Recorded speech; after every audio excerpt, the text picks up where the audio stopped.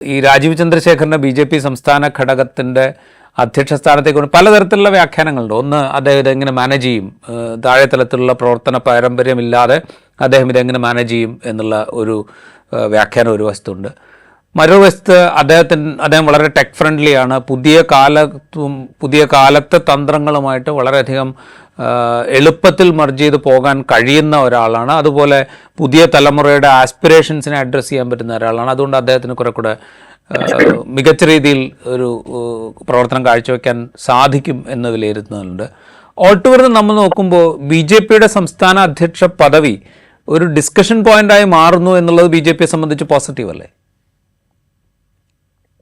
രാജീവ്, എനിക്ക് മുഖവരയായിട്ട് ഒരു കാര്യം പറയാനുള്ളത് ഒരു ഡിസ്ക്ലൈമർ ആണ്. അതായത് രാജീവ് ചന്ദ്രശേഖറിന്റെ ഉടമസ്ഥതയിലുള്ള ചാനലിന്റെ, അതായത് ഏഷ്യാനെറ്റ് ന്യൂസിന്റെ എഡിറ്റോറിയൽ എഡിറ്ററായിട്ട് 7 വർഷം ചെലവഴിച്ച ആളാണ് ഞാൻ. അതുകൊണ്ട് വ്യക്തിപരമായും പ്രൊഫഷണലായും അദ്ദേഹമായിട്ട് നല്ല ബന്ധം, സൗഹൃദം ഉണ്ടായിരുന്ന ആളാണ്. അവസാനം വരെയെങ്കിലും ഉണ്ടായിരുന്ന ആളാണ്. അതുകൊണ്ട് എന്റെ അഭിപ്രായം പക്ഷേ തീർച്ചയായിട്ടും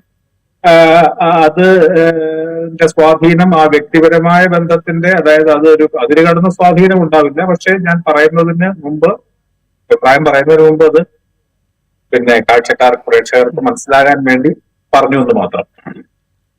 അപ്പോൾ ഈ രാജീവ് ചന്ദ്രശേഖറിന്റെ ഈ അധ്യക്ഷ പദവിയിലേക്കുള്ള പ്രവേശനം വാസ്തവത്തിൽ ഈ BJPക്ക് വളരെ നിർണായകമായ ഒരു ഘട്ടത്തിലാണ് ഉണ്ടായിരിക്കുന്നത് എന്നുള്ളതിനെ പറ്റി രാജീവ് പറഞ്ഞ പോലെ തന്നെ അത് വളരെ സംശയമില്ലാത്ത കാര്യമാണ്.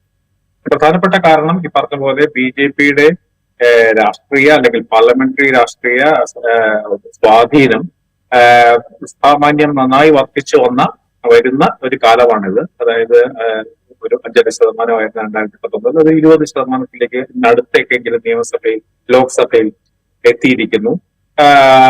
ഒരു 8-10 നിയമസഭ മണ്ഡലങ്ങളിൽ അവര് മുന്നിൽ വന്നിരിക്കുന്നു. ഇങ്ങനെ പല, അതായത് ലോക്സഭാ തെരഞ്ഞെടുപ്പിന്റെ വോട്ട് നില വെച്ച് നോക്കുമ്പോൾ ആ നിയമസഭകളിൽ, മണ്ഡലങ്ങളിൽ പലതിലും അവർ മുന്നിലാണ്. ഇതൊക്കെയുള്ള ഒരു സമയത്ത് വാസ്തവത്തിൽ BJPയെ സംബന്ധിച്ചിടത്തോളം ഒരു അടുത്ത അതിന്റെ മുന്നോട്ടുള്ള പോക്കിലെ ഏറ്റവും നിർണായകമായിട്ടുള്ള, വളരെ ഏതാണ്ട് അവർക്കെങ്കിലും അനുകൂലമാണെന്ന് തോന്നുന്ന ഒരു ഘട്ടത്തിലാണ്. പക്ഷെ ഇവരുടെ ഏറ്റവും വലിയ ഭാരം അല്ലെങ്കിൽ പ്രതിബന്ധം ആയിട്ട് നിന്നത് വാസ്തവത്തിൽ ഇവരുടെ തീരെ കാര്യക്ഷമത ഇല്ലാത്ത ഒരു നേതൃത്വമായിരുന്നു അവരുടെ ഏറ്റവും വലിയ തടസ്സം അല്ലെങ്കിൽ ഭാരം എന്നുള്ളതിനെ പറ്റി ഒരു സംശയമൊന്നുമില്ല. എല്ലാ അർത്ഥത്തിലും, ഒരർത്ഥത്തിലും ഏതെങ്കിലും ഒരു രീതിയിൽ ഭേദപ്പെട്ട പ്രകടനം കാഴ്ചവെച്ചു എന്ന് പറയാൻ അവകാശപ്പെടാൻ കഴിയാത്തവരാണ് എന്റെ ഏറ്റവും മുൻനിരയിലുള്ള എല്ലാ നേതാക്കളും എന്നുള്ളതിനെ പറ്റി സംശയമില്ല. രാഷ്ട്രീയമായി തന്നെ അവർക്ക് താരതമ്യേന രാഷ്ട്രീയ രംഗത്ത് അവർ പുതുതായിട്ട് വന്നവരായതുകൊണ്ട് രാഷ്ട്രീയ തഴക്കക്കുറവുണ്ട് എന്നുള്ളത് ശരിയാണ്. പക്ഷെ അതിനപ്പുറത്ത് വ്യക്തിപരമായി ഏതെങ്കിലും ഒരു നിലയിൽ അവർക്ക് അവരുടെ വ്യക്തിമുദ്ര പതിപ്പിക്കാനാവുകയോ അവരേതെങ്കിലും ഒരു പ്രത്യേക കാര്യങ്ങളിലെങ്കിലും അവരുടെ സിദ്ധിയോ അവരുടെ പ്രകടനമോ മെച്ചപ്പെടുത്താൻ, അല്ലെങ്കിൽ അത് മെച്ചമാണെന്ന് പ്രൂവ് ചെയ്യാനോ ഒന്നും കഴിയാത്ത,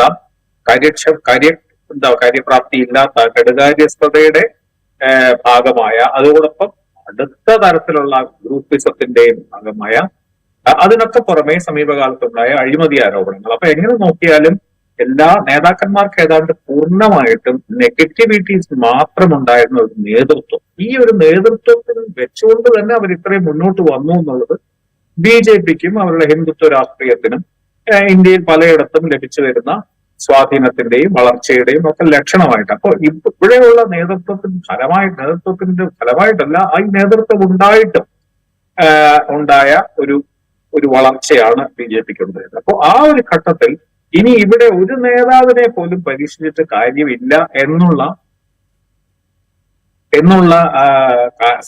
വസ്തുത BJPക്ക് സംബന്ധിച്ചിടത്തോളം കുറച്ചു നാളായിട്ട് തന്നെ അതിന്റെ ബോധ്യമുള്ളതാണ്.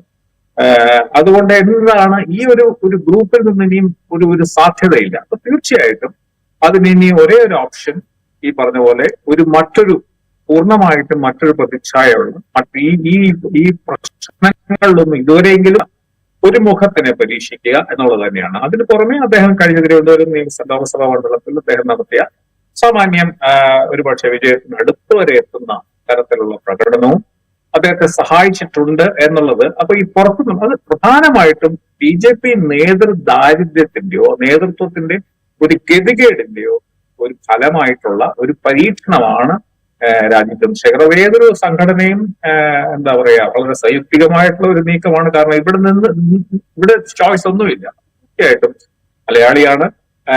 BJPയുടെ പല രീതിയിലുള്ള ഇവർക്കില്ലാത്ത പല പ്ലസ്സുകളും ഉണ്ട്, ഇവർക്കുള്ള പല നെഗറ്റീവ്സും ഇപ്പോഴെങ്കിലും ഇല്ലാത്ത തരത്തിൽ BJP നേതൃത്വത്തിനെ സംബന്ധിച്ചിടത്തോളം വളരെ എന്താ പറയാ വളരെ സുചിന്തിതമായിട്ടുള്ള ഒരു നീക്കമാണ് ആയിട്ടാണ് കാണുന്നത്. ഇതിന്റെ ഫലം ഇനി അത് മറ്റൊരു ചർച്ച.